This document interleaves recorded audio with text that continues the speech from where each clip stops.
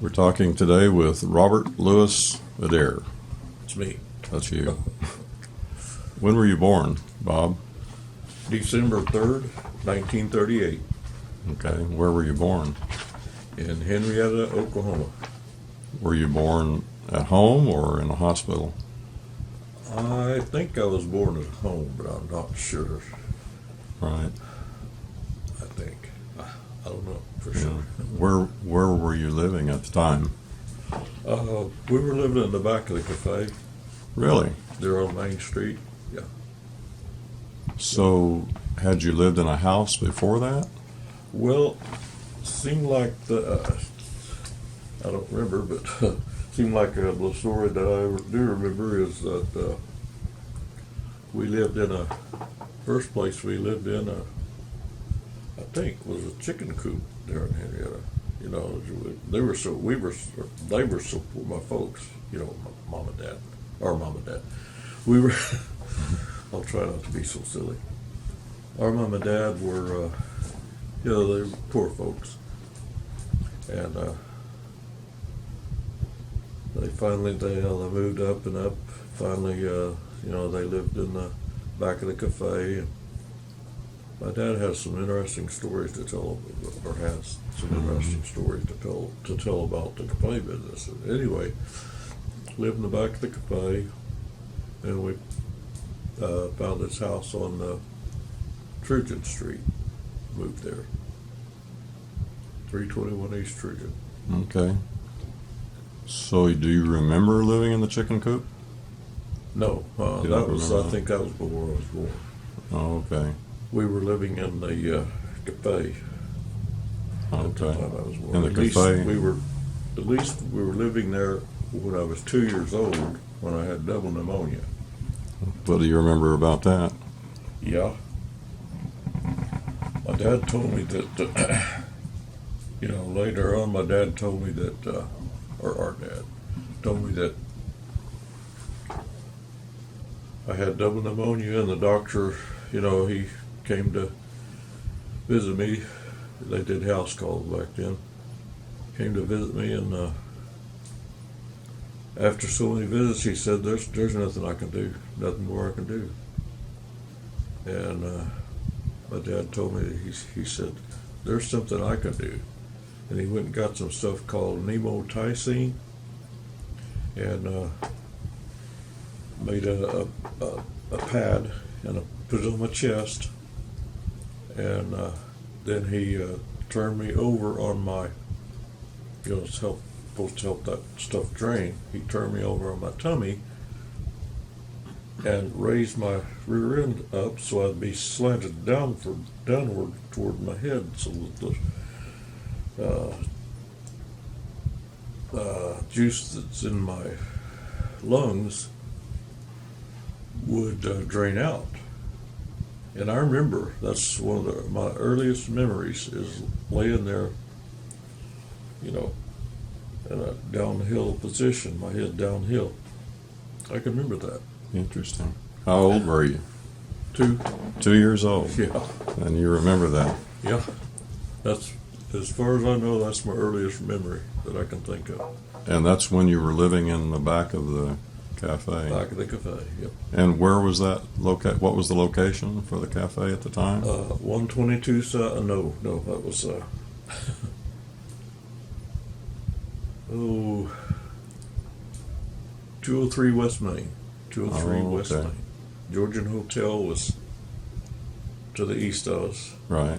And Floyd's grocery store, Floyd Watson's grocery store, was right next door to the east. And that was Okay. 203 West Main. All right. What do you remember about your early childhood other than the pneumonia? What memories do you have? Earliest memories? Oh boy. Wow. That's hard to remember.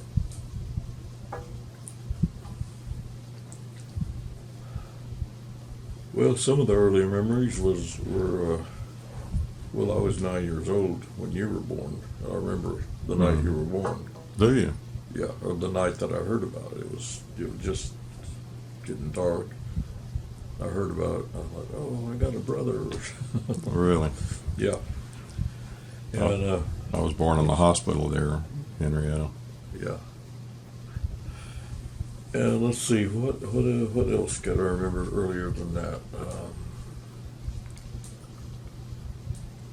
Oh, Lordy. I might think of something later. Okay. But I remember poor Charles. You know, he had muscular dystrophy. This was when I was older, and we lived on Trujan Street, 321 East Trujan. Poor Charles, he was trying to have fun. He was rolling a tire down the sidewalk, and he fell and hit his head on the concrete, and he had the biggest knot on his head. I felt so sorry for him. That's terrible. How much older was he than you? Oh, probably 5 or 6 years. Really? I'm not sure. Yeah.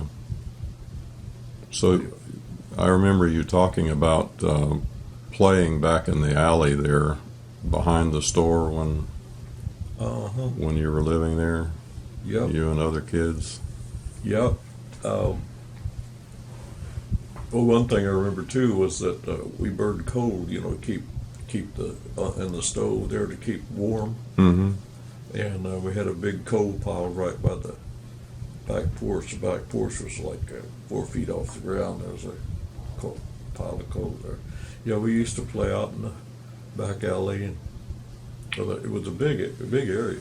They used to have horses and wagons back there. At that time, there were about as many horses in town, horses and wagons, as there were cars. Really? About the only cars we'd see was, the highway would go through Henrietta and curve, and cars would drive through. But as far as owning cars, it was pretty scarce. Anyway, I remember one time a horse pulling a wagon got loose somehow, and it was, running up and down Main Street. People were kind of concerned. Anyway. Interesting. Yeah, and we used to play back there. And I remember over in the west part of the alley, there was this building that was kind of had a big basement. We'd go in there and play sometime. Right. What do you remember about our mother, Ura? What do you remember about her and your childhood? Oh, she was really nice. She, I don't know, she would take care of us and stuff. When I got up to be a teenager, I remember this. I felt bad about it. I told her, I said, Mom, I'd like to quit school. And man, she was so frustrated, from taking care of the kids and taking care of this and that. And she just started pulling her hair. And I thought, no, I'm not going to quit, Mom. I'm not going to quit. I'm sorry I said that. That poor woman, she was stressed out most of the time. But she did a good job of taking care of everything. Right. Yep. What made you want to quit school? I don't know. If I could think back hard enough, I could probably remember, but I just didn't want to go anymore. I guess a lot of kids go through that. Yeah. What do you remember about Dad? Oh, he didn't talk a whole lot, but I learned from his principles, what he would do, for others and say and things. And one thing that showed me how he was is they wouldn't the cafes wouldn't let black people come in and eat. Well, he realized that just because their skin's black, that don't mean they're any worse or better or whatever. Anyway, he made a place in the back of the cafe by the kitchen, next to like the kitchen area was here, and he made a counter here and stools so that black people could come in the back door and sit down and eat. And I thought, now that's really nice. There weren't a lot of black people living in Henrietta at the time, were there? No, but they would come in like on Saturdays and go shopping and stuff like that, buy groceries and feed for their horses and cows and stuff. Right. You mentioned Charles and some of the things that you remember about him. Anything else about Charles that you recall growing up? Oh, he loved to build models. And I've got up in the attic, I've got different models that he made. Hmm. Well, first of all, he loved model trains. Right. And at first we had O-gauge trains, which were about that wide, about that big, and they were heavy. And they were too heavy for him to lift, as time went on. So he went to what they call HO, which is half O-gauge, half the size. And he could handle those. And I remember he made buildings, and I've got some up in the attic. Well, I gave you a O-gauge house that he made. I have that. Of our house, yeah, in Henrietta. And anyway, he made a model of a gas station that was on one of the corners there in Henrietta. He made a model of the K-O&G railroad station. I had that upstairs. And all kinds of, I can't think of all the models that he made, but Right.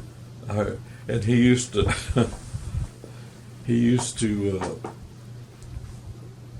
when we were in bed and getting ready to go to sleep, he used to talk about the things he would like to make and how he would do it and different things. One night I felt bad after I said it, but he said he kept talking, what he was going to do and how he was going to do it. And I said, Charles, I need to go to sleep. Would you please be quiet? Poor guy. And, he had the muscular dystrophy, so he couldn't turn himself over to keep from getting bed sores. And I'd need to turn him over every once in a while to Right. keep him from getting bed sores. But I didn't mind doing that. It was to help him out. He had quite a sense of humor, didn't he?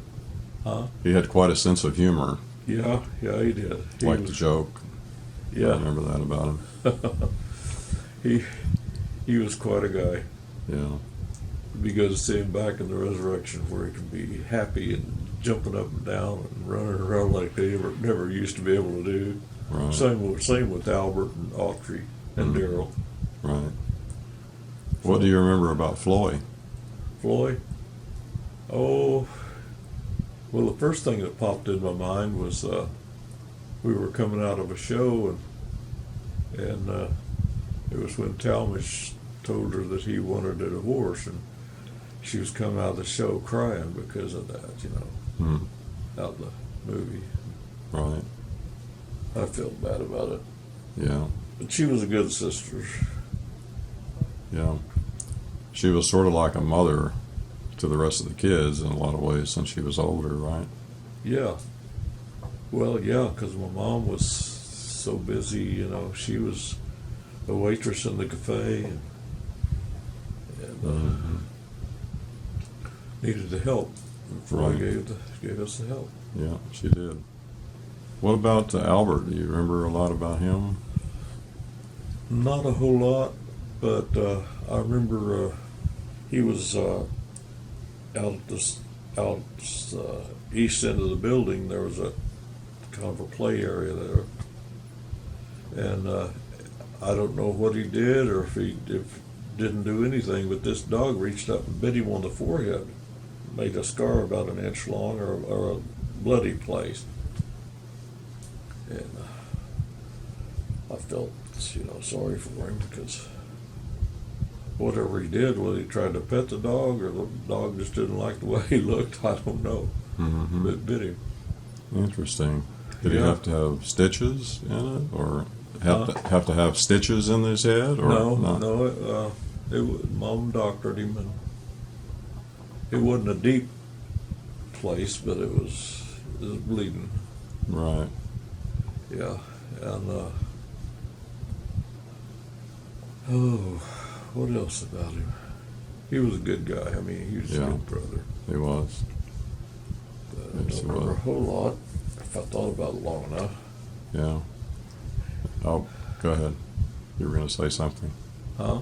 Go ahead. You were going to say something. Well, maybe if I could have seen your questions before. That's all right. Think about it, but that's okay. That's all right. The old brain don't work like as good as it used to. I understand. How about Gary? You and I had a pretty good relationship, right? Yeah. I always looked up to you as my big brother. Well, thank you. Everything you did, I wanted to imitate. Yeah. Well, I remember we had a lot of fun playing. I remember we were out in the backyard there on Trojan Street, out back playing, and we were playing like we were in a desert, needed water, and we was crawling along on the ground saying, "Water, water, I need some water." Pretty soon you got up and said, "I'm going in the house. I'm really thirsty. go get a drink." It was too real, wasn't it? Do you remember much about Autry? You were a little bit older and getting out of high school and yeah, I came to moving to Wichita about that time when he came into the world. Yeah, I came to Wichita in 1957, October of 1957. So I don't know how old Autry was at that time, but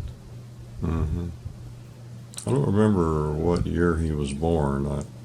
I have a record of it somewhere, but I don't remember offhand. But he was pretty young at the time you left town. And Autry, Daryl our was nephew. about the same age. Right, he was. Just a few months difference. 2 months? Few months. I think Daryl was born in April and Autry in November. Oh, okay. Well, one thing I remember about Daryl is that he never did crawl. He always just kind of scooted on his rear wherever he would go instead of crawl. Interesting. I didn't remember that. Huh? I didn't remember that. Yeah, and I thought, well, that's probably because he had muscular dystrophy, because he was showing some early signs even when he was young. Right.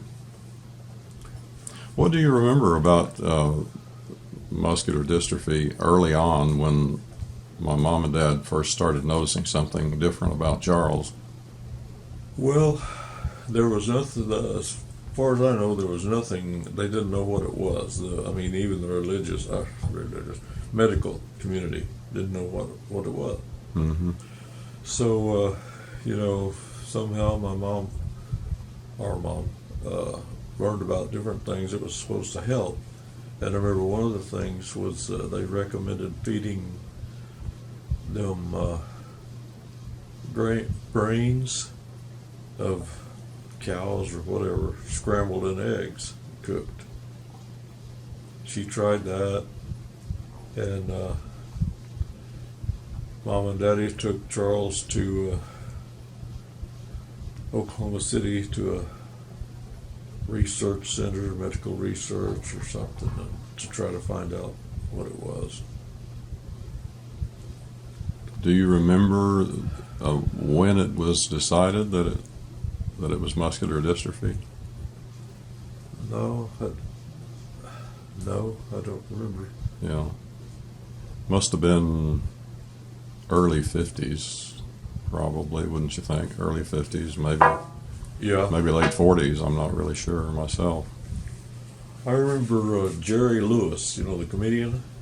He was really strong on getting help for people with muscular dystrophy.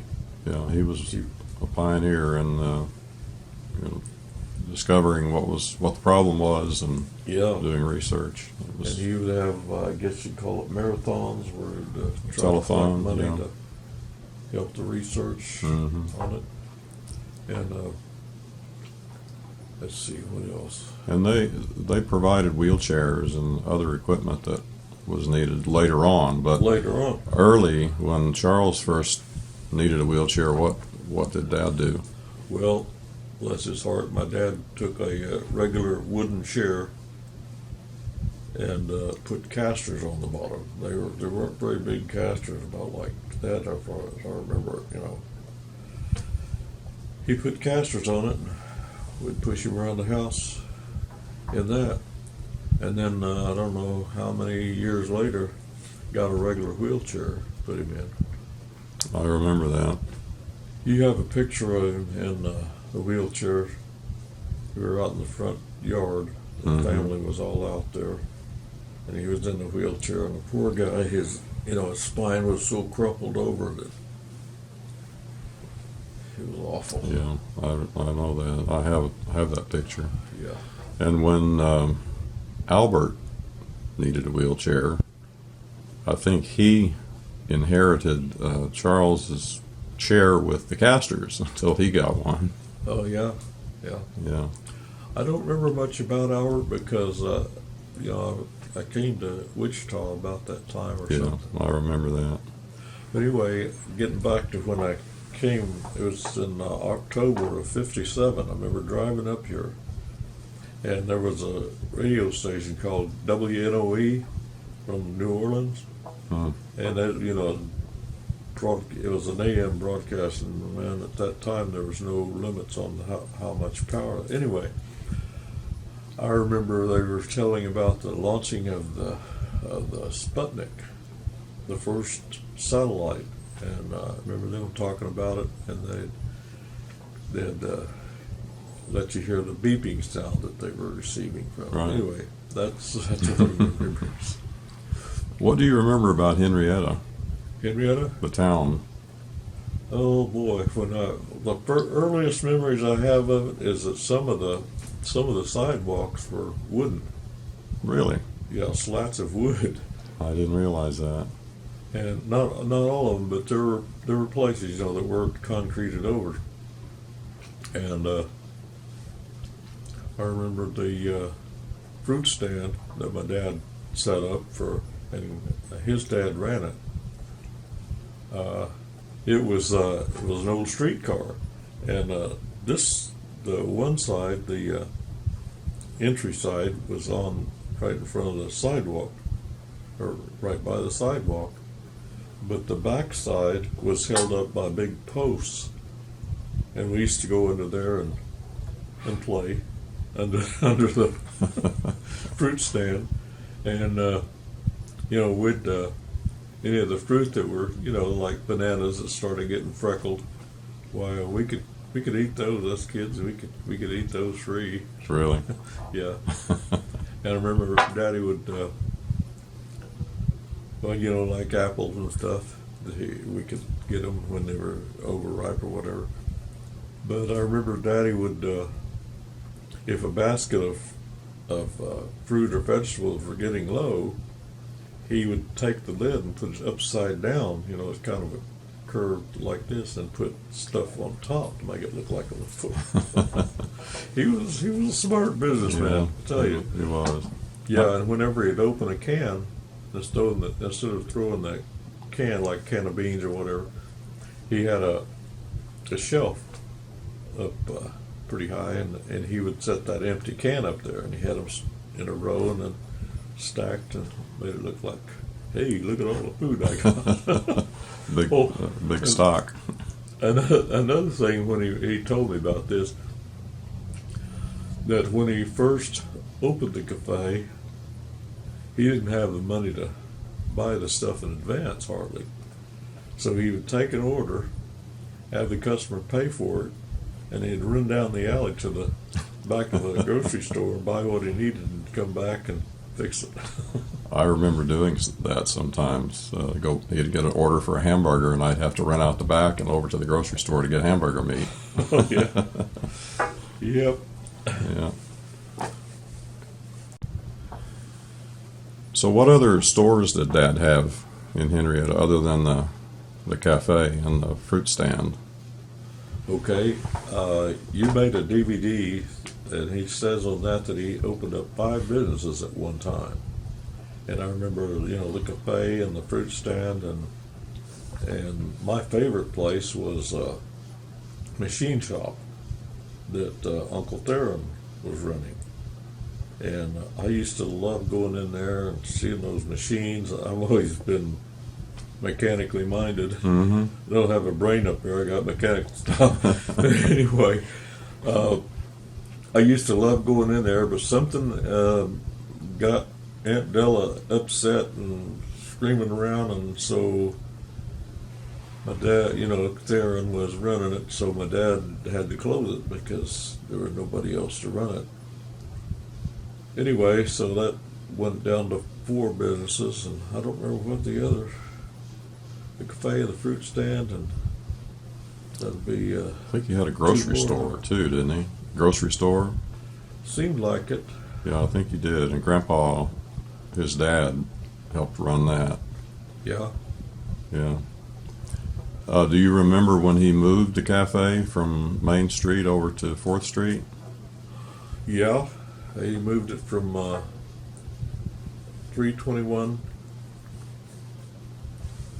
203 West Main, right north of the railroad tracks. Everything west of the railroad tracks was West Main. So anyway, he moved from there to 122 South 4th Street. And I think the reason he moved was that the landlord wanted to raise his rent, Mm-hmm. because my dad was doing pretty good there, and landlord thought, well, he can afford more rent, so he raised the rent, so my dad moved. That's the way I remember it anyway. That's Right. where I remember. I think I remember that He too. moved to 122 South 4th Street, and I remember the statue there at the intersection. The Doughboy. The doughboy, yeah, and showed, he had this rifle and gonna throw a grenade and whatever. Anyway, and I liked it there.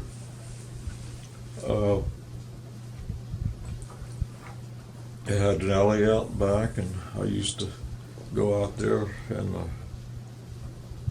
they had some water puddles sometimes, and I'd play around the puddles. What else do you remember about Henrietta? Oh boy, a lot of things. I remember going to the Blaine Theater, seeing movies there. Daddy took us every Sunday night. He'd take us to a movie, and I was trying to think a while back, how many movies did I see during my childhood? One a week for 52 weeks. That's a year's worth. For maybe 10 years, that's 520 movies. Yeah, I remember him taking us. Yeah. And I Yeah. remember carrying Charles into the movie and carrying him out, And then Right. they had the Morgan Theater, which was on the other side of Main Street, up a ways. We used to go there, but they didn't show the top-rated movies. But anyway, we used to go there once in a while. Or at least I remember going there. Oh, I remember one time when I was young, we went there, and I was pretty young, and my mom would always take me, with her into the women's restroom. So that's where I thought I was supposed to go. So I remember going in the Morgan Theater and went into the women's restroom, and boy, one of the women in there got so mad. Said, "You're not supposed to be in here. Get out of here!" Whoa. Anyway. That's fun. You learned to fish there, around where we lived on Trojan, right? What got you interested in that? Oh. I remember used you to were an fish. avid fisherman. Oh yeah, I used to go down to Coal Creek and fish, and I loved it. And I would catch fish once in a while. Sometimes I would, sometimes I wouldn't. And I remember after I got older, I bought a fly rod, and I paid, made payments on it, you know. And I remember I made a down payment to get it, and every time I'd go in, I'd say, I'd like to make another down payment. Finally, the guy, after 3 or 4 times me doing that, he said, "Oh, you're saying down payment. I thought you said you wanted to make a damn payment." So I learned the difference between a down payment and a payment. Right. And a damn payment. Where did you go to school in Henrietta? Where did you start? It was the Henrietta George Washington School, I think it was called. Oh, okay. For the grade school, and then went to the junior high, which was on an upper level there, and then the high school, Henrietta High School. You, Went there. You graduated from Henrietta High School, right? Henrietta High School. 1956? 56. 56. Yep. And when you were young, I guess you were probably 10 years old, you and Dad built a soapbox racer, right? Well, the rule was that I was supposed to build it myself, and I did. I got some hints from Daddy about how to do it and whatever, and but he wasn't supposed to help me build it. He didn't. The only thing he gave me was ideas, what to do and how to do it. I remember he got upset at me one time when I was building that. In order to build the front, there was a triangle blocks of wood to fasten the sides to. And I would just, draw out the triangle and cut it out, and had a handsaw and no power tools. Cut them out, and when I got them all stacked together, they were all uneven across there. And he said, "Didn't you use one as a pattern?" And I said, "No." So I found out what a pattern was. Okay.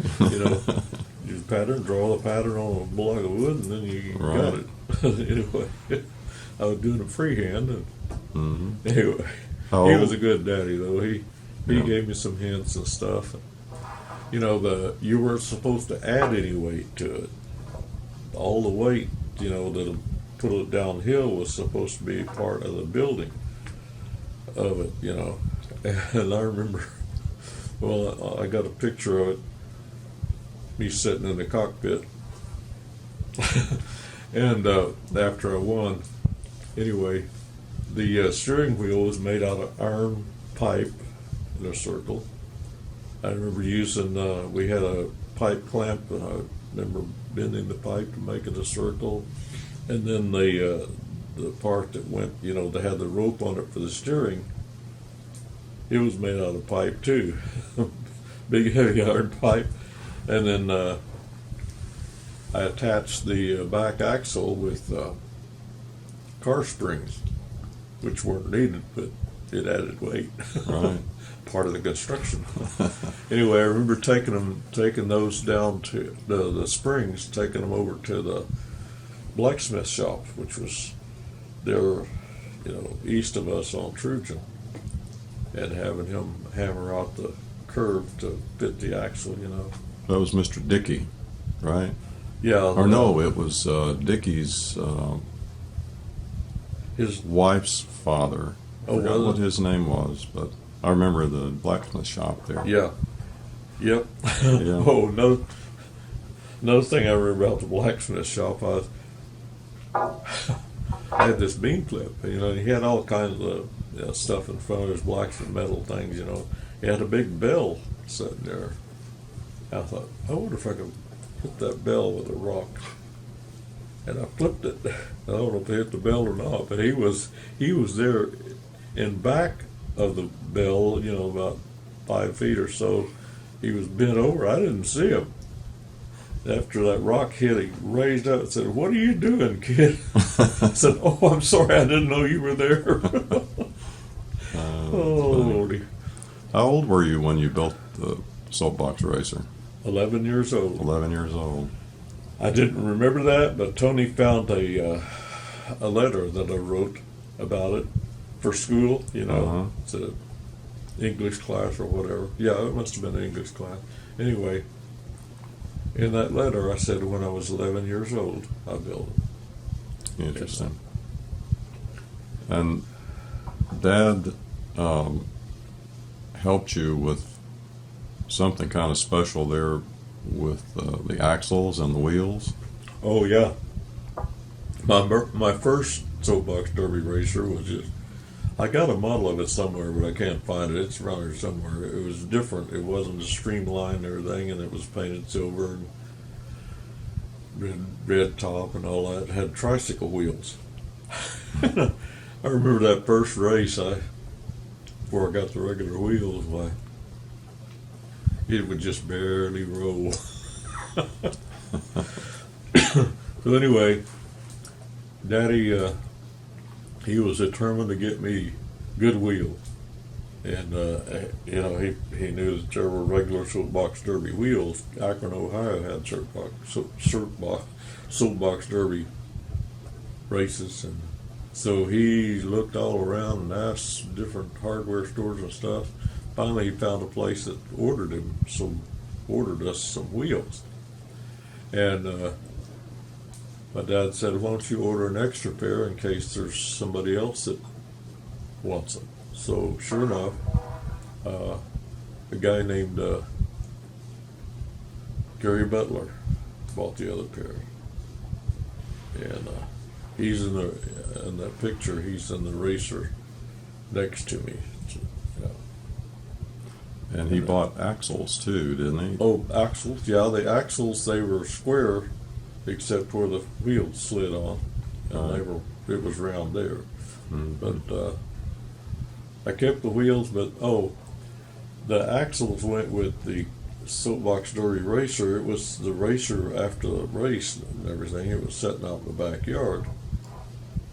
Just we'd taken the wheels off and axles, and it was sitting back there. And somebody asked, knocked on the door and asked if we wanted to sell it. So I think we sold it or gave it to him or whatever. Mm-hmm. Been a long time ago. Yeah. Anyway, that's where the racer went. But anyway, after we got the wheels, my dad said, "Why don't you streamline that a little bit?"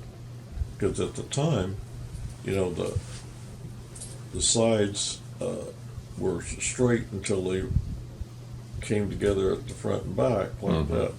Well, I added some 1x2s to the sides so that they would curve a better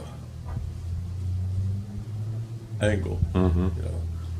And also added the rounded top to make it more streamlined.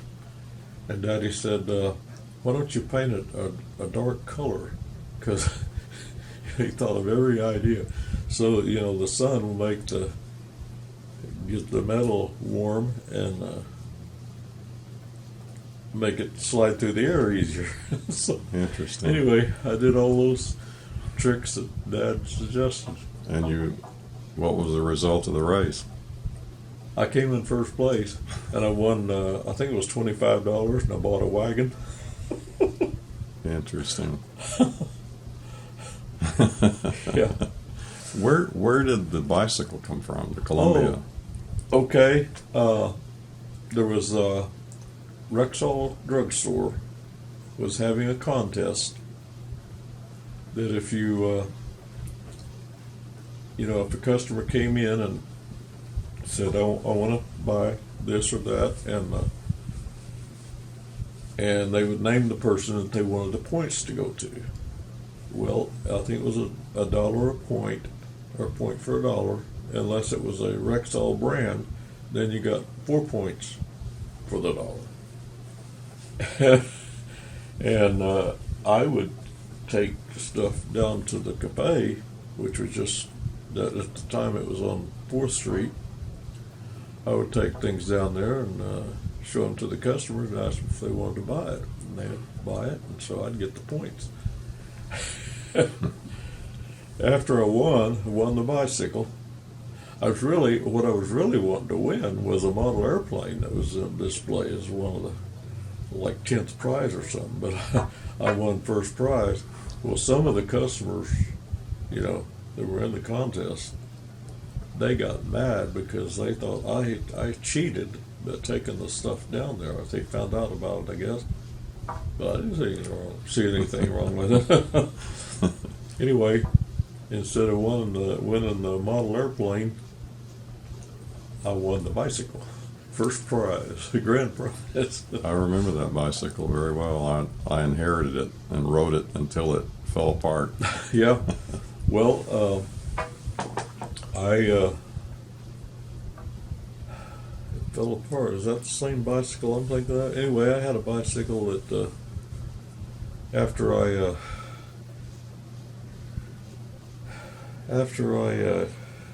what happened? After I tore my shoulder ligaments, I didn't ride a bicycle anymore. I was afraid it'd mess me up worse, so I gave it to Mike Schroeder. Oh, okay. But I don't know if it was that same bicycle or not. No, the Columbia you left there when you moved away. Okay. Yeah, I rode it. I learned how to ride it. And Okay. Yeah, it finally just was worn completely out. Yeah. I remember, I think it was that same bicycle that I used to deliver papers, and I had the paper route during town, and then up on the hill there, north of Henrietta, and I would take 9th Street Hill, which was a curved hill. I would ride it up there, and sometimes I'd push it part of the way, and then deliver the papers, and then come down 5th Street. 5th Street Hill was so steep that I would have my brakes on the bicycle all the way down the hill, and I could see the grease dripping out, after out of the back axle from the brake heat, so I'd have to oil that every time I turned around. It was a steep hill. I remember that. Oh yeah, 5th Street Hill. It was the steepest. I remember Daddy was seeing if his car was powerful enough to make it up the hill and the highest gear. Right. Just see if he could. Yeah, people used to do that as a test of the car. Yeah. What do you remember about your friends there in Henrietta? Oh, I remember my best friend was a guy named Tony Perry. He was, I was pretty shy and I didn't have many friends. I wouldn't talk very much. And he just kind of started being friends to me. He was a good friend. And I remember one time he started smoking. I said, Tony, you shouldn't smoke. That's bad for your health. And I said, why did you start smoking? He said, just see if I could quit. But anyway, he got a job with an oil company, and it was he was kind of in charge of what they call a tamping machine or something like that, where it would pound the ground, to get the sonic echoes up and tell what was under there somehow. Anyway, he got a job doing that, moved to Texas. Interesting. You also had a friend named Preston, didn't you? Preston Williams? Preston Williams, yeah. He lived across the tracks north of the house on Trujan Street. He was a good guy. Yeah. You and he were interested in building model airplanes, right? Uh-huh. You and he were interested in building model airplanes, yeah. right? He was better at it than I was. And I remember I made a electric powered, it had a electric outboard motor on the back, and batteries in the front. And anyway, I got that made. and he made one just like it, and his was smoother and better than mine. Looked better. Anyway, another thing that kind of aggravated me was, whatever I would make, he'd make one too and make it better. Anyway, I built this destroyer. I had a plastic model of a destroyer. It was about a little over a foot long, and I used it as a blueprint to make a one that's about 4 feet long, and I still have it. Anyway, I never did finish it. I started when I was 17 or so. Anyway, I'll finish it one of these days. Anyway, after I learned the truth, I thought, I don't want that to be a destroyer. So Military ship, right? yeah, military was a submarine destroyer is why they call it destroyer. So I converted it to a exploring ship. Okay. And I still have it. I just haven't finished it yet, but one of these days. Anyway, it has twin propellers, and anyway, I changed the gun turrets to cranes, Right. Interesting. and different things. And anyway, Tony Perry and I took it to Nichols Park Lake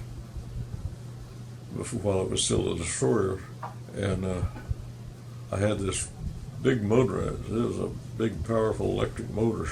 That thing went really fast, and I didn't have any remote control at the time, and I'm going to make it remote controlled now if I ever finish it. But anyway, that thing was going so fast, and we were in a boat, and it ran into this log, messed up the front end. Oh no. So anyway, the front end was kind of blunt anyway. I thought, well, I need to make that front end better anyhow. I put a piece of metal wire in front to sharpen up the point. Right. Looks better. You used to work at the cafe some, didn't you? I remember that ship was up there on a shelf. Dad kept it there for a long time, the one that you built. Yeah. And you used to work there, right? Yeah. In the cafe. Yeah. First job I had was washing dishes. And I was so young, I had to stand up on a big box to reach down in the tub. But I washed dishes and washed lots of dishes and glasses and. Yeah, you used to keep. You were in charge of the place while he went home in the evening sometimes. Yeah, I didn't really After like school. doing that, but I did it. And I would wait on the customers and Pretty much by yourself, right? yeah, sell them beer. The most famous, the cheapest beer was Progress beer. I remember that. Yeah, and I'd cook whatever they wanted. Yeah. Any particular customers you remember in the cafe? Regulars? Oh man, a lot of them. Well, Floyd used to come in. Floyd Watson. I didn't like him. Really? I liked him afterwards, but he was kind of. Well, when I put crackers on a plate to serve with chili, I'd put them, just perfectly stacked, And he was sitting there watching me one day, saying, "Why don't you just pile those crackers on there and forget it? They're going to eat them anyway." So, there's different things that he would aggravate me. And there were other customers too. Oh, what was this guy's name? His name was George something. He was a friendly guy. I liked him. And then there's a guy, I want to say Austin, Mr. Austin or something. Anyway, he was real nice, but one day I guess he had too much to drink, or one evening he had too much to drink, and I forget what we were doing, but anyway, he's just real mean about it. I think we were, arm wrestling or something. And slammed my arm down, if I remember right. Anyway, just all kinds of stuff. Yeah, it was an interesting environment, wasn't it? Yeah, there was a guy named Guy Smith. I remember Guy. He used to drink, go to the drugstore and buy bay rum. It was a hair tonic. It was a hair tonic, and it had enough alcohol in it. Right. I remember finding bay rum bottles in the alley back and in the back. Yeah, yeah, and every night before I'd close up, I was supposed to check the basement, make sure nobody was down there hiding. And they had, down underneath, I had to look down underneath this wooden platform, make sure nobody was down there. And one day, or one night, I don't know why I was looking out the back door, and it was dark, and I saw this guy standing there. And I think after that the clay was broken into, and I couldn't see him real clearly, but I thought it was this certain guy, and I gave Daddy the name after the clay was broken into. And I don't know if he was arrested or what, but anyway, he said it wasn't him, and I thought, well, I told Daddy, I said, well, maybe it wasn't him. I thought it was him, it looked like him. But anyway, that's another story. Well, that was a scary place down there in that basement. Oh, yeah. I remember that. Yeah. I remember one thing had different things down there. Like one thing was a gambling machine where you'd put the money in and push it, and the thing would spin until it would click. I remember that. Yep. And I wish I still had it. Probably worth something. It probably would be. And anyway, I found a helmet down there, a war helmet, and had a ridge along the top, and it was black. And I later found out that it was from the French Army. They wore those kind of helmets. Anyway, there was all kind of stuff down there. I remember checking the basement was a scary job. Yeah, yeah. It was dark. There were spider webs. Yeah. Yep. And I remember on the back door we had this big 2x4 that you'd lift up and put it there for a start to say roadblock, but it was door block. Mm-hmm. I remember that. Yep. So as you were going to school there in Henrietta, did you have any girlfriends? Yeah, I had a lot of them, but they didn't know it. Anyway, one of my favorite ones was,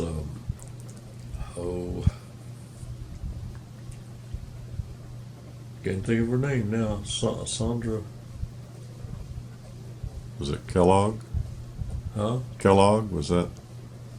No? No, I can't think of her name now, but she was really pretty. I remember Luella. Luella, yeah. Luella Stubbs. Luella Stubbs. Yeah. Yeah.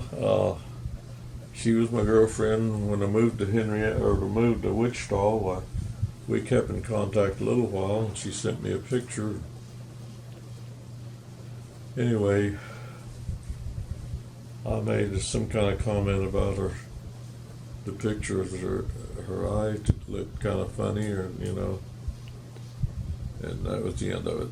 Oh, really? I should have just didn't like that comment, huh? Yeah, I should have just kept it to myself because it was just a picture, but whatever. But it all worked out.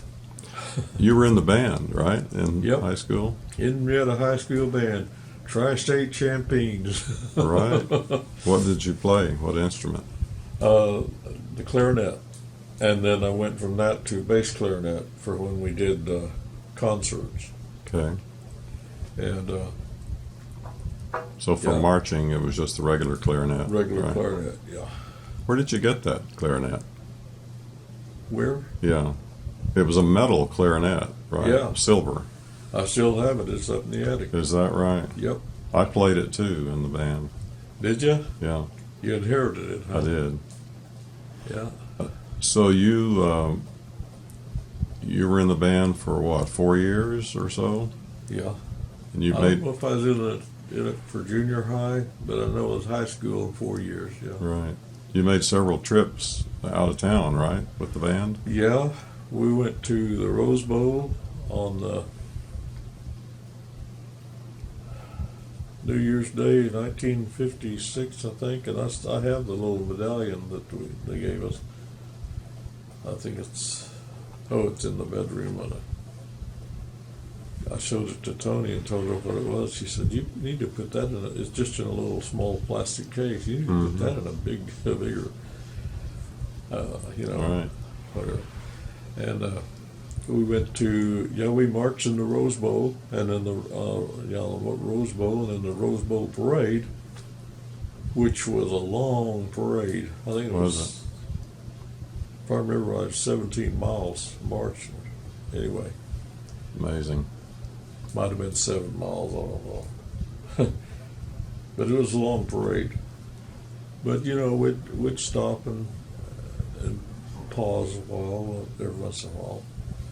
Anyway, another thing I remember about that was that they were televising it, and when we were approaching, the TV station went to a commercial, and the people in Henrietta got so mad, and I can understand why, because by the time the commercial was over, we were on down the street. Anyway, we marched in the Rose Bowl on the football field. Well, another place we went was the Cotton Bowl, which is in Texas. And I remember taking the train down there. One of those old Pullman cars, green. Right. And I really enjoyed that because I love trains anyway. And because we had two railroads going through Henrietta, the Frisco and the K&G. And K&G stands for Kansas, Oklahoma, and Gulf. I don't know if you might have already known that. Anyway, they closed later on after I moved to Wichita. They closed the K&G down. Well, first the Union Pacific took it over, and then they closed it down. Mm. So anyway, I remember going back to the Rose Bowl parade situation.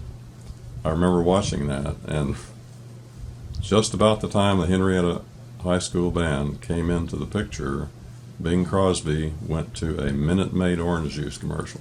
is that what it was? That was it. I remember the people in Henrietta, we were so upset, and I can understand why. I have a newspaper clipping about it.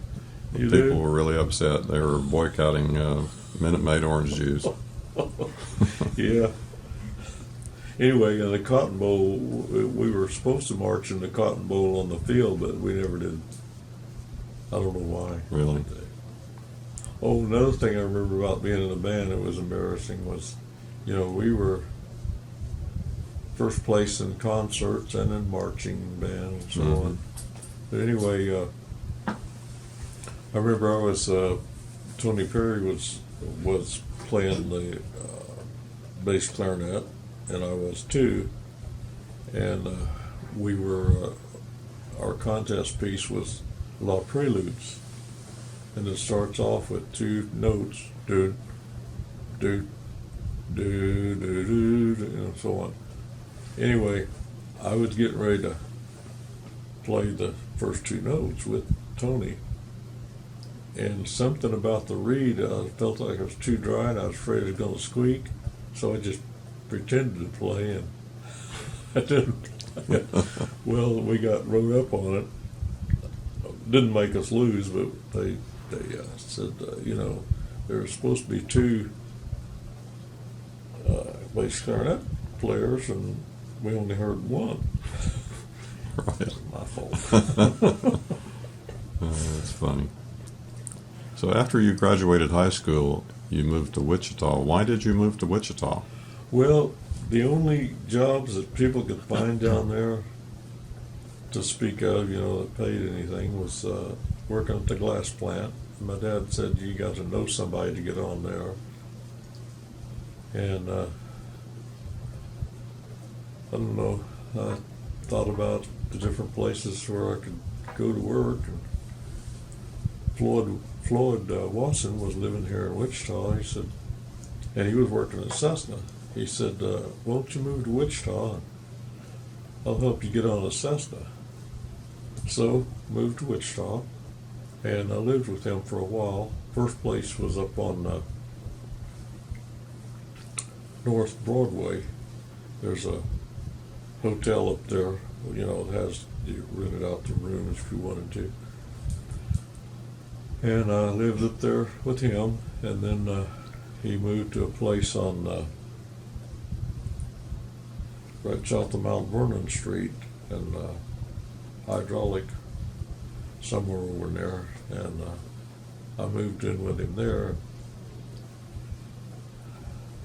And one day, he said, well, I didn't get on at Cessna till later, but the first job that I got here was at Safeway. And I was working part-time and, moving from different stores, one to a store to another whenever somebody else on vacation and needed a replacement. And anyway, finally got on at Cessna. Worked there for about 6 months, got laid off. So I went back to Safeway part-time again, and then I got called back, so I went back, worked about another 6 months, got laid off again. I thought, and everybody out there, no matter how many years they'd worked, they were always talking about getting laid off. So I thought, this is no place to work, worry about getting laid off all the time. So I stayed with Safeway. And one day I was standing at the register waiting for a customer at the Safeway on North Broadway. And this guy on down the way there, I think his name was Jim Appleby or something like that. I used to remember. But anyway, he was working on the registers, servicing them. And he had finished one, moved to the next one. And when he got to the one next to me, I said, hey, I'd like to have a job like that. I said, I love working on mechanical things. He said, well, they're hiring right now. You ought to go ahead and put your application in. So at the time, NCR was on, it was called National Cash Register at the time. They were on 310 North Market. So I went there, put in my application, got hired. So that's when I begun my NCR career. And how long did you work for NCR?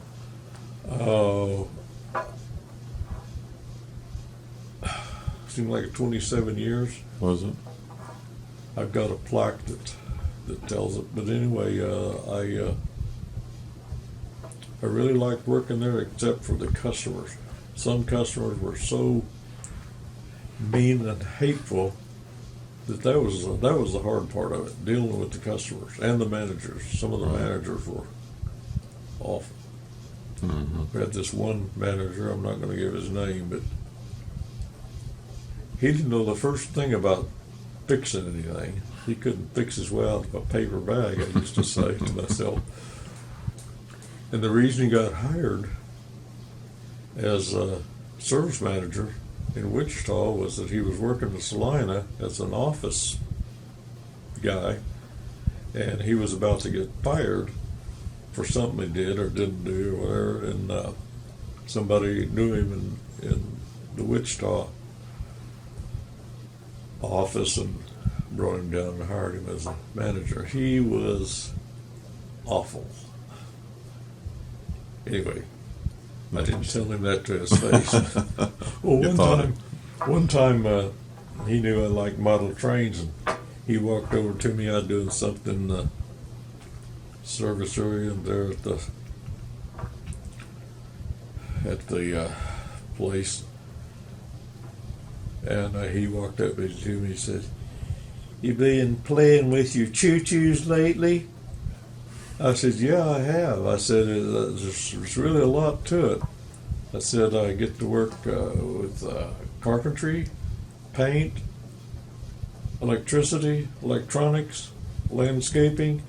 I said, there's a lot more to it than knocking a little white ball in a hole with a stick. Because he liked to play golf. That's So he good. turned around and walked off. That was a good comeback.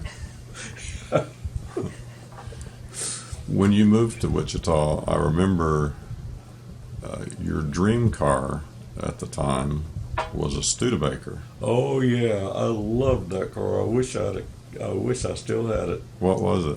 It was a '53 Studebaker Commander. It was one of the low slung cars. Man, where I bought it was there was a place west of the Arkansas River. They called it Arkansas here in Kansas, but the Arkansas River. There was a place there, the car lot, at Douglas and just across the river. Well, that's where I bought it because I was looking for that kind of car. I loved the shape of it and everything. Anyway, I bought it there. Well, there's a church there now, but I remember it was a car lot when I bought it. Anyway, I always liked Corvettes, and this guy up on 13th and Hillside, Larry Nail, he had a Corvette for sale that he'd used in drag racing. I mean, it was fast. I'd been to a drag race in Wichita a couple of times, and I remember seeing it. That thing could do a quarter mile in a little over 10 seconds, which at the time was fast. Right, still So anyway, fast. Still fast. still fast, yeah. And he had it for sale. So I bought it from him. And at the time I was living in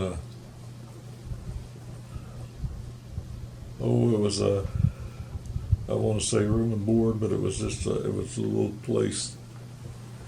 They didn't have a kitchen or anything. It was just a place to sleep over on Water Street. And that was the only thing I could afford, is that Corvette, to pay the insurance and Right. all that. So anyway, I remember parking it when I was still working at Safeway at the time. And I remember they had these two telephone poles there on the parking lot. It's still like that. I used to park where it could be seen by those poles. I'm sure it was a beautiful car. Red, right? Huh? It was red. Oh yeah, all Yeah. red. Tell me more about the car. How was it equipped? Oh, it had a rearview mirror on the dashboard. It sit up high, Mm-hmm. and it was convertible, but it had a removable hardtop. And the convertible part, you raise the trunk up like that, and it would fold down. And 58, right? 58, yeah. And What kind of powertrain did it have? oh wow. Oh, it was stick shift. Is that what you mean? Well, I mean the engine and Oh, it was a 289, was it 283? 283. But I think he had bored it out, made a bigger displacement. I'm Right. not sure. Had 2 4-barrel carburetors. 2 4-barrel. Yeah, when he had it, when he was racing with it, he had three 2 barrels. But for some reason, he took those off, put 4 barrels on it, and sold it. But anyway, it had traction bars, Mm-hmm. to keep the axle from flexing as you sped up. And I remember one time I drove it to Henrietta. I was so proud of it. It was a beautiful car. Yeah. I still have a picture of it. It's a black and white, but Right. anyway, I don't know what happened to it, but I had a picture of Can't think of his name now. It was a cartoon character. Huckleberry Hound. Huckleberry Hound Dog. Yeah, I have that picture. you do. He was sitting there like he was driving it. Huckleberry Hound Dog. I remember that. Anyway, the way I learned to drive, it was before I even got Studebaker. But the way I learned to drive was on the grass. There was down at the football field there in Henrietta. They had a grass parking lot north of the football stadium. I My remember. dad took me down there and showed me how to do it. He did the same with me. Really? Same place. Yep. Well, What was your first car? my first car was that Studebaker. The Studebaker? Yeah, it's free. Okay. Then the one after that was that Corvette. Corvette, and then I learned the truth and decided, hey, I need to take passengers with me to go out and service. So I traded that Corvette off for a four-door '58 Chevy Biscayne. I remember it. I like the '58 design. That back fender, had, Right. and then the bottom part had a chrome strip that went down it. Beautiful car. Well, I have a picture of it too. And I've always wished that I had a '58 station wagon because I like the design of everything. Anyway, Right. that was then. This is now. How did you come in contact with witnesses? Oh, I was working at the Safeway store, working in the produce department. We'd get things ready to take out. The bananas and apples and whatever, and we'd do some trimming to get them ready to put outside, and I knew he would witness to me, while we were back there getting the vegetables and fruit ready, and he would witness to me, and he one day or a couple of times he said, I have a talk to give on the meeting tonight. Is it okay if I practice? So I would listen to his talk, and he answered a lot of questions I had, like what hellfire was, what hell was, what hellfire was about. I remember this one scripture that helped me to realize that there wasn't a burning hell. I used to just worry about it. I remember at night I would just lay there stressed out thinking, I know I'm not good enough to go to heaven, but I don't want to go to hell and burn forever and ever and ever. And I thought, why would God do that? Anyway, I asked him about hell. He explained what the scripture. He always gave me scriptures, telling me. And I remember when I was going to the Baptist church, they had scriptures that we would memorize, and one of them was I forget exactly where it's found, but I think it was John 17:3. Anyway, it says, "Whosoever believeth in him shall not perish, but have everlasting life." I think is the way it's worded. And I would think, perish means it goes away. Perishable food, they just go away. They don't burn in hell forever and ever and ever. So I could remember that scripture. One day I asked Charles Butler, asked him about it, and he explained it to me. And I asked him all kinds of questions. He'd give me scriptural answers. And it wasn't long, and he moved to California and then to Nevada. But anyway, he before he moved, he turned me over as a study to Von Graven. I don't know if you remember him. I do. And Vaughn would study with me, and Gene would study with me. So I came on into the truth.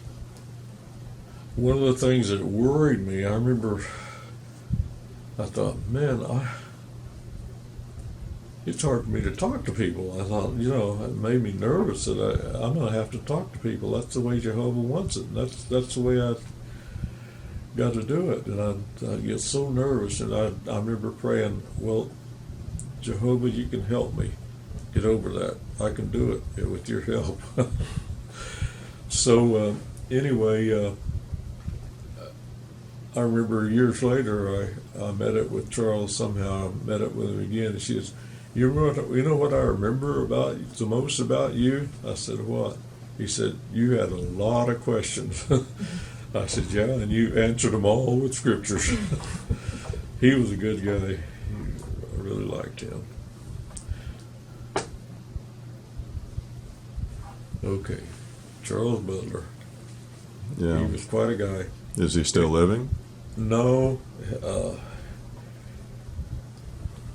Tony has an aunt that lives in Las Vegas, and he had been living in Las Vegas for quite a while. And we were going to go out, Tony and I decided to go out to Las Vegas and visit her aunt. And I asked her if she knew Charles Butler. And she said, yeah. But he died just a little while ago, just a couple of weeks ago. That's too bad. That was sad. So after you started studying, you started talking with our mother, right? Yeah. So tell me a little bit about that. Yeah, every time I got the chance, I would go down to Henrietta and visit and take magazines and literature for her and Daddy to read. And she accepted the truth pretty quick. And Dad, he was heavily into politics. So, he was working up the ladder, you might say, on being politics. At first he was the election supervisor, or whatever you call it, there in Henrietta. And then he got appointed as over Okmulgee and Henrietta, another area. He was working his way toward being a state representative or whatever. One day he said, I got to thinking about it, that no matter how good politics got, it could never cure certain things. Couldn't cure diseases, couldn't cure death. And, he listed 3 or 4. But God's kingdom could do it. God could do it. So he started accepting the truth. I remember that. And you were busy with teenage stuff, so you didn't come into the truth for a while, but you finally did it. I was on the outer edge there for a while. Yeah. So along about this time, Cameo came into the picture, right? Yeah. Well, Connie, my first wife, she didn't want to have sex. She didn't want to get pregnant. And somehow or another, this might be a little too personal, but somehow or another, I didn't rape her, but I felt like it. Anyway, we had sex and she got pregnant. And Cameo was born, and her mom just really loved Cameo. She was so glad she had a baby after it was all said and done. And anyway, I remember when Cameo was born, she weighed 6 pounds, 9 ounces. And I've got pictures of her, when she was a baby and little. Cute little kid. What kind of a kid was she? What do you remember about her when she was a child?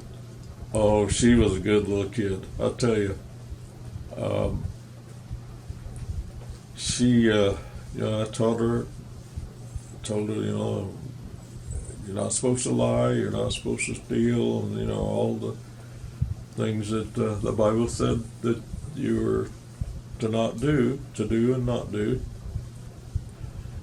And one day she came home from playing with the kids, and I forget what happened, but she she said that she lied to him, or lied to me or something. Anyway, I told her, you are not supposed to lie. And I talked and talked and talked. I said, I'm going to give you a spanking, but first I'm going to tell you why. So I explained all the reasons why. Jehovah didn't want us to lie and all that. Then I gave her a spanking. and she said, years later, she said, you don't remember about that? She said, I just wish she would have spanked me. And I just talked and talked about it because I kept worrying about getting spanked while you were talking. She was a good kid, really. Yeah. She told me she remembers you talking to her about things in nature, things in the creation. Oh, yeah. I remember when we would go out in service, and I would think of that scripture, that I forget how it goes, but as you walk along to give instructions to your child, something like that. Anyway, yeah, I'd point out things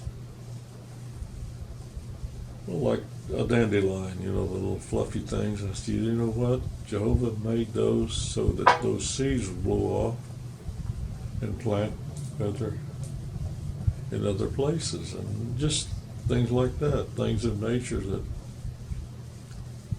I like to point out to her. Right. She remembers that. She's told me that those were very special times for her. Good. I really enjoyed doing it because it helped me to see the things about nature, right. too. Yeah. You used to go camping and fishing and all sorts of things with Cameo and Yeah. as a family, right? I remember you had a little camper and Oh, yeah. spent a lot of time doing that. Yeah, we had this little camper. I remember that. I really liked it. I fixed it up best I could. To make more room, I added on this back compartment, where I could put stuff in. Mm-hmm. And we used to go camping. I remember we'd go out to Cheney Lake. And I remember one time I thought it was on a flat level space, and the stream from the lake was right behind. There were some trees, So I thought it was level, so I unhooked the trailer and lifted it up off of the trailer hitch, and it started rolling backwards. So I grabbed the hitch and held the trailer with one hand and the hitch with the other, and had Connie back the car up a little bit so I could hook it back up. That would have been a good YouTube video. Yeah. Oh no, I didn't have her back it up. I had her put a rock behind the wheel. Oh, okay. Anyway. So, tell me what happened with Cameo and the automobile accident. Okay, she was across the street. That's when Floyd and Teresa and Debbie lived across the street. She was over there, and the ice cream truck was coming, and they could hear it, They, played the music, and so they went out to get ice cream from the ice cream truck. Well, they got their ice cream, and Cameo was going to come back across the street with her ice cream, And the ice cream truck, as she was walking toward the front of it, the ice cream truck was moving forward, then he stopped. And she thought, well, he stopped so I can cross in front of his truck. Well, she crossed in front of his truck, and he stopped because a car was coming. It's a one-way street, and the car was coming to where she couldn't see it on account of the truck. And as she stepped out, in front of the car hit her, fractured her hip, broke her thigh bone, fractured her skull a little bit, and knocked her from there about 75 feet to up on the curb in the neighbor's house. It was about 75 feet or more. it really knocked her a long ways. Anyway, I was in the backyard, sitting in a chair back there, a lounge chair or something. Anyway, I heard I heard the screaming. I thought, what's going on out there? So I got up and walked around there, and I saw her over laying on the curb over south. So I ran over to her. She wasn't breathing, and I thought, man, I had just read about CPR, how to do it, you know, what to do and how to do it. So I gave her CPR, and she started breathing again and started crying. And you know, the ambulance somebody called the ambulance, and the ambulance came and took her to the hospital, and she recovered. But boy, that was scary. I'm sure. She had a body cast after that, didn't she? Yeah. And you know, people would sign her cast. You know, that was a traditional thing. Maybe still is. I don't know. Anyway, yeah, she had a cast. I remember it came up all the way up to her chest, didn't it? And all the way down her leg. And Yeah, because her hip was fractured a little bit, not broken bad, but it was fractured, and her thigh bone on the right side was fractured. You know, the hip thigh right. bone on the right, and also she had a little bit of a skull fracture. It, you know, it healed on its own. Let's see what else. I don't know if it's hurt her arm or not. But anyway, she was in pretty bad shape.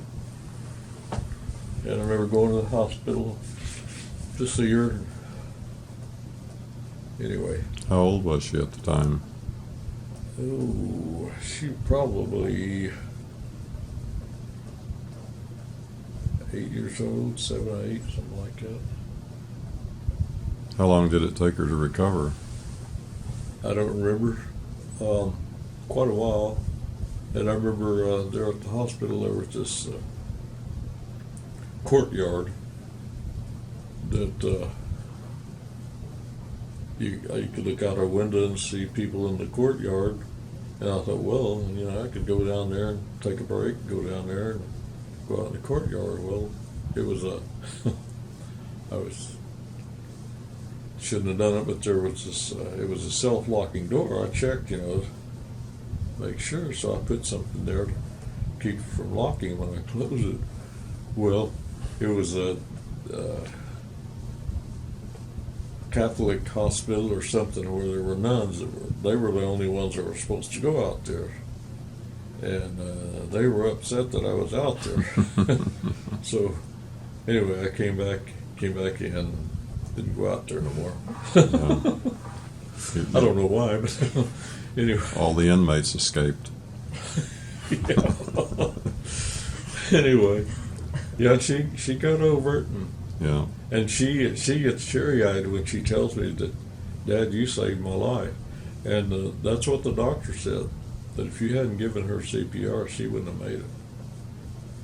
So just fortunately, I read about CPR just maybe a week or two before that happened.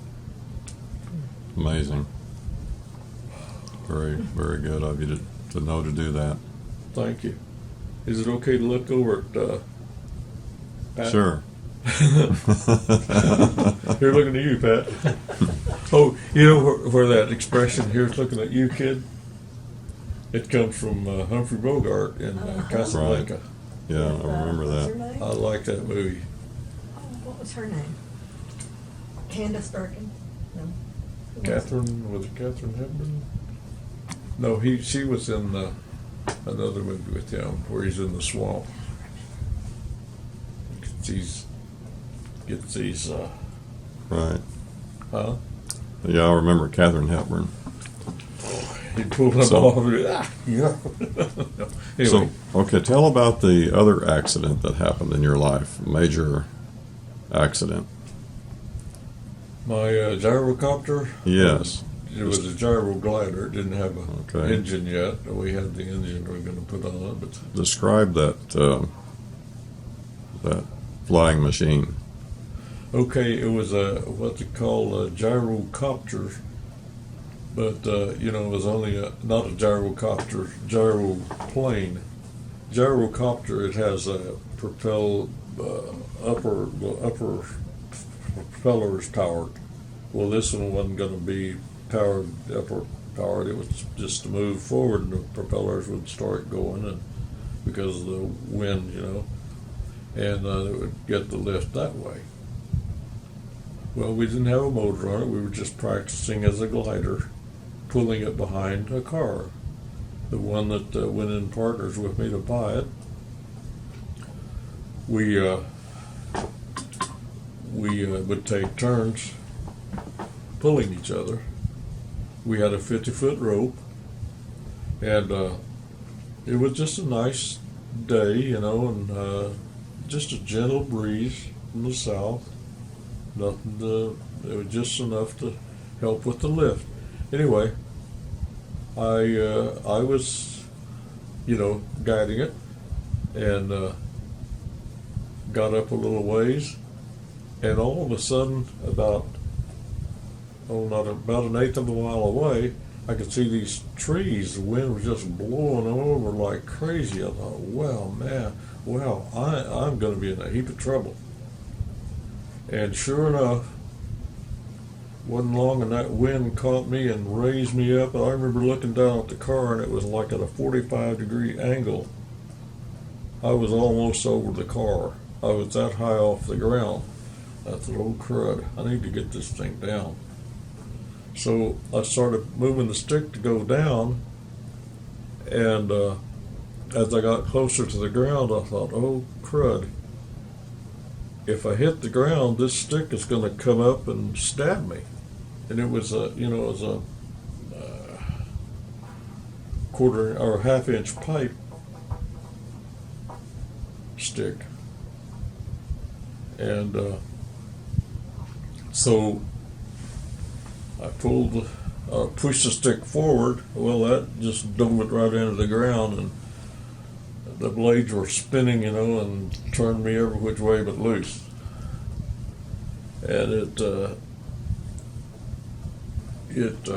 tore my rotator cuff, right shoulder rotator cuff. Tore it real bad. The doctor said there's no way they could put it back together. Oh, and it knocked my front teeth loose,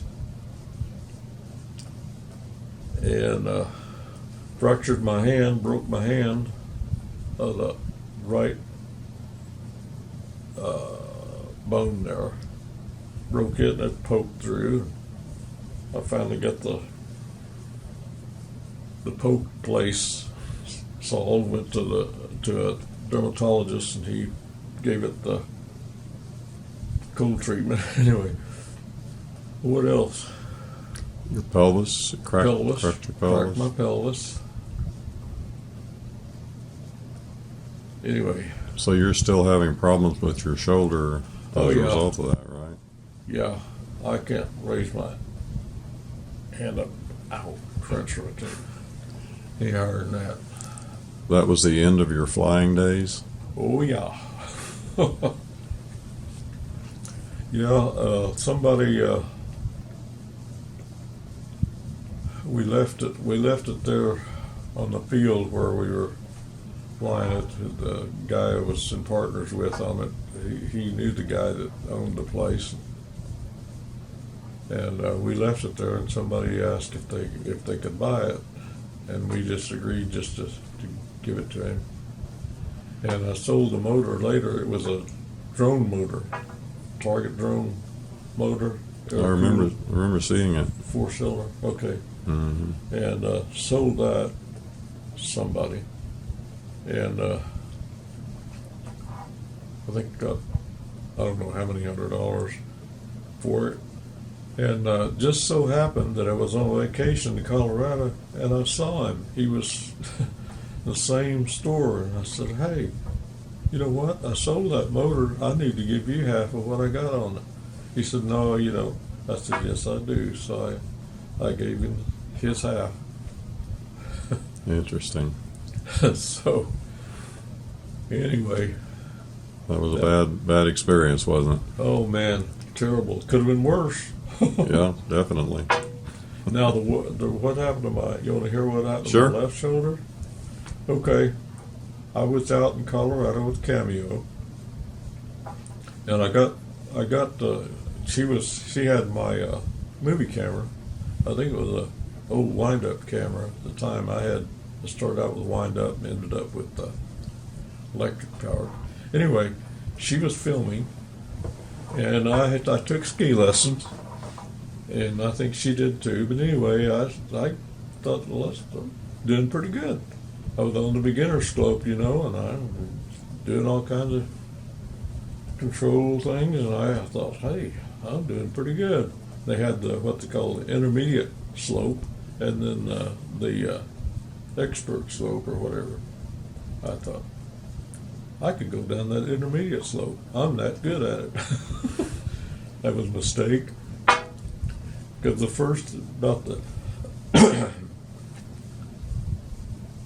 about the first 25 or 30 feet down, I realized that it was a mistake because I was just hitting the high spots, had no control, and I was able to curve, to get kind of down in the right angle, you might say, straight down. And as I was going down, I was going real fast, had no control, and I was heading toward this group of trees. I thought, I can't hit those trees. That could really be bad. Smash into a tree, and that could kill me. So, you're supposed to lean your skis over to stop. Well, lean my skis over to stop. And they told you to put the straps for your poles around your wrist. Well, that was a mistake too, because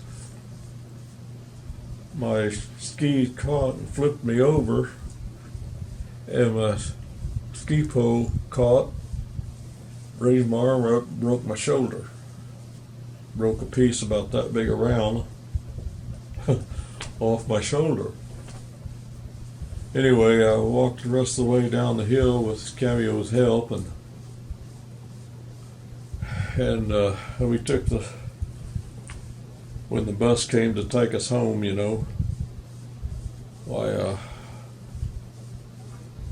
we came home on the bus, and my shoulder was killing me.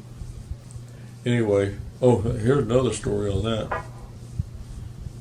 Kind of a side point.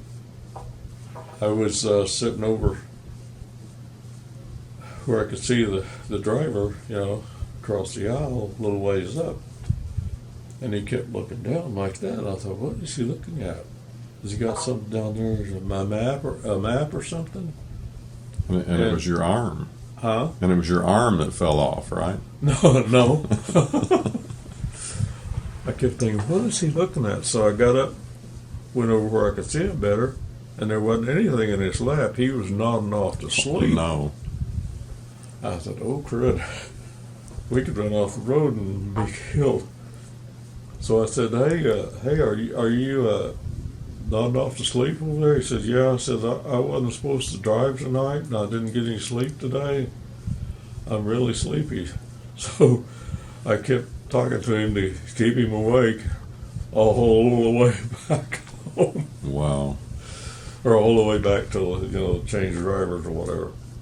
That was scary.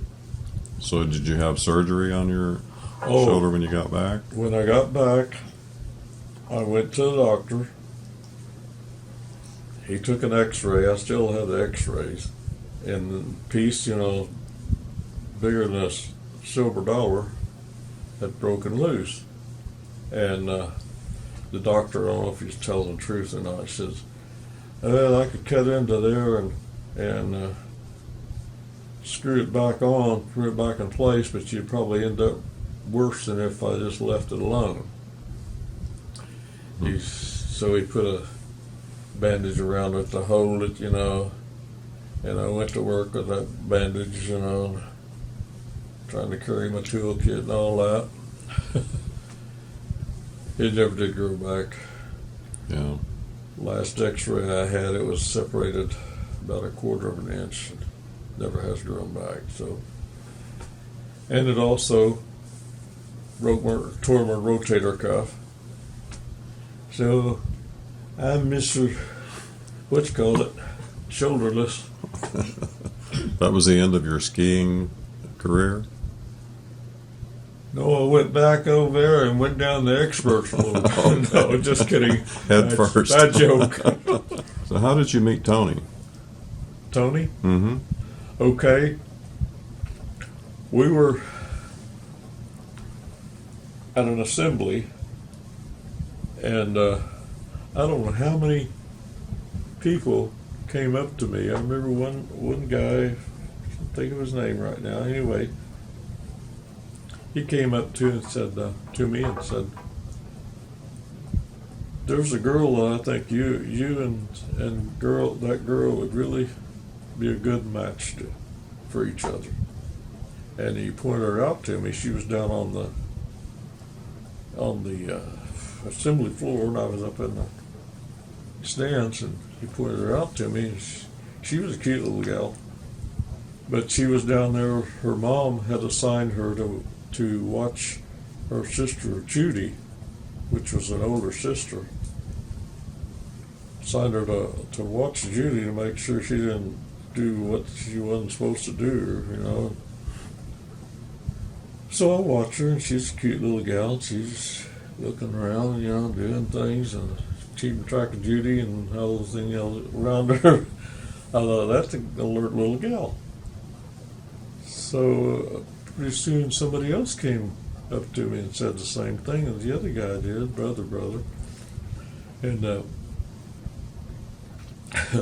somebody went up to her, Tony, and told her, "There's a guy you'd probably really get along with," and pointed me out. So just kind of like, you two need to get together. Well, you know, I went up to her and a little later at the same assembly, and I said something like, I introduced myself and asked her if she'd like to date me, you know, if we could go on dates. And she said, and I thought she was younger than that. I thought she was too young for me. And after I got to seeing her closer, I thought she was too young. And I said, and she said, if we ever got married, I'd have a 16-year-old daughter to take care of. I said, 16-year-old daughter?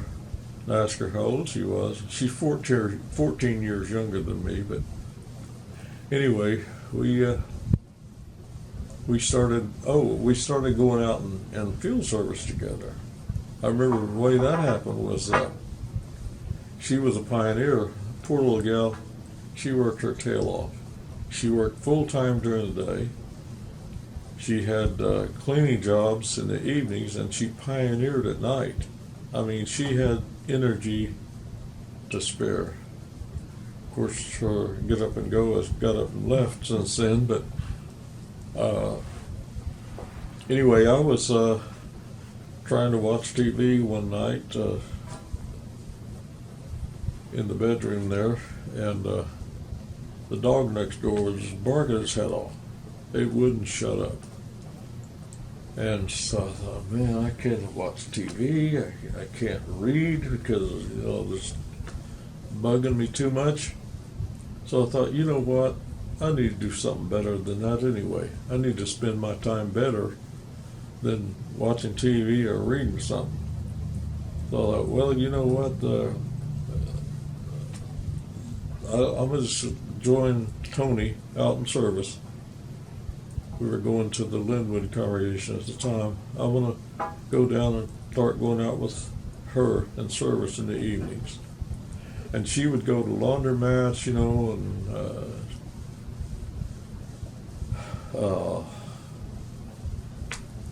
whatever was open, and place magazines and witness to them.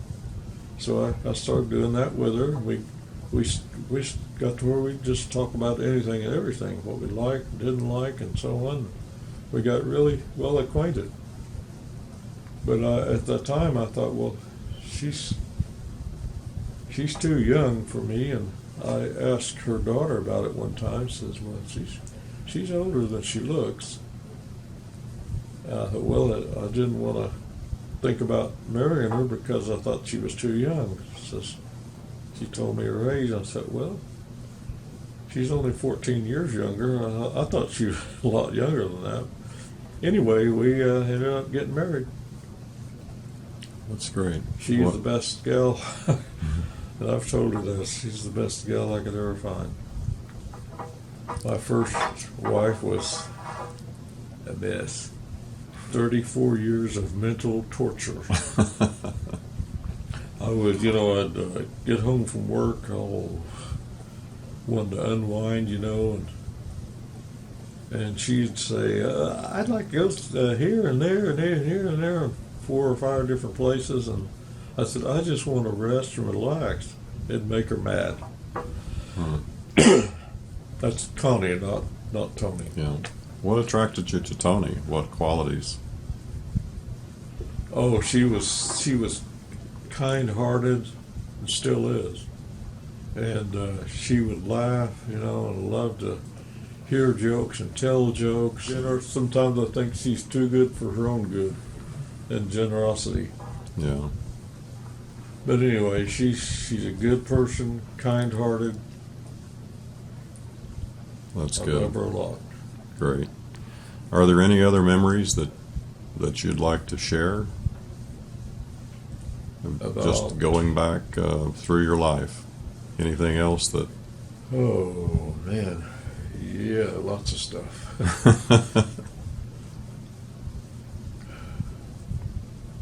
I just can't think of anything specific. Okay. Well, we might come back to it if you think of something else.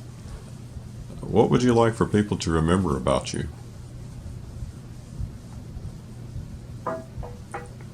That I like to be funny. I like to tell jokes. Oh, that reminded me of a joke. and I don't know.